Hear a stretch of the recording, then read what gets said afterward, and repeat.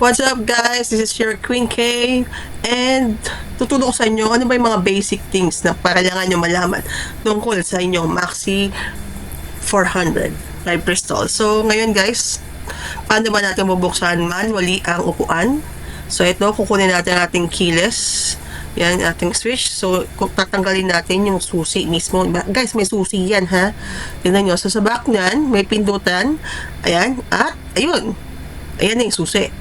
Ngayon, malalaman nyo nasaan ang susian sa ilalim ng upuan. Ayun. So, isusok natin tong susi. Ayan. At ito-turn lang natin. Siyempre, nahirapan ako, guys. Tinuro lang din sa akin to. And, switch lang natin. At, ayun, bumukas na yung upuan natin.